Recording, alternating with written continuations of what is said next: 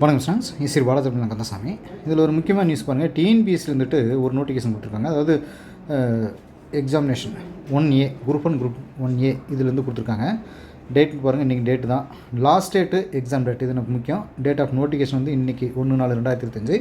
Last date and time for submission. Application submit பண்ணுறதுக்கான time வந்து 30 நாள் நமக்கு டைம் கொடுத்துருக்காங்க. 30/4/2025 அப்படிங்கிறது. அப்ளிகேஷன் கரெக்ஷன், அதாவது நம்ம ஏதாவது அதில் திருத்தம் செய்யணும் அப்படின்னா 5ஆம் தேதியும் 7ஆம் தேதி 5 to 7 வரைக்கும் கொடுத்துருக்காங்க. 5, 6, 7 இந்த 3 டைம் நம்ம கொடுத்துருக்காங்க. 3 நாள். Date and time of preliminary exam 15/6/2025. இது 9 to 12 வரைக்கும் இந்த எக்ஸாம் டேட் கொடுத்துருக்காங்க. டேட் ஆஃப் மெயின் எக்ஸாமினேஷன் வந்து பின்னாடி அறிவிக்கிறதா சொல்லியிருக்காங்க.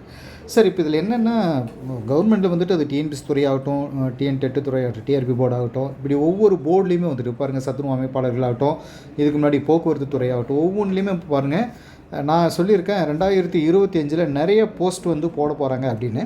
ஸோ அந்த அடிப்படையில் இந்த டிபார்ட்மெண்ட்லேருந்தெல்லாம் வேலை போட்டுட்ருக்காங்க. அதாவது வேலை மீன்ஸ் போஸ்டிங்க்கான ஏற்பாடுகள் நடந்துகிட்ருக்கு. அதனால் கண்டிப்பாக சொல்கிறேன், அடுத்து வந்து நம்மளுடைய டிஆர்பி துறையிலையும் அதிகமான போஸ்டிங் போட போகிறாங்க. இப்படி ஒவ்வொரு டிபார்ட்மெண்ட் வைஸாக இப்போ கவர்மெண்ட்டில் வந்துட்டு என்னென்ன கேசஸ் இருந்தாலும் சரி, என்னென்ன பிரச்சனைகள் இருந்தாலும் சரி, எல்லாத்தையுமே சால்வ் பண்ணிவிட்டு இவங்க வரிசையாக ஒவ்வொரு டிபார்ட்மெண்ட்லேயும் ஃபில் பண்ணிட்டு வராங்க. காரணம் எலெக்ஷன் பக்கம் வரதுனால. அதனால் 2025 நல்லா யூஸ் பண்ணிக்கோங்க. அது எந்த துறையாக இருந்தாலும் சரி, நம்ம ஸ்டூடெண்ட் வந்துட்டு ஏதோ ஒரு துறையில் உள்ளே போயிடணும். ஓகேங்களா? ரைட், அடுத்த ஒரு வீடியோவில் சந்திக்கிறேன். தேங்க்யூ.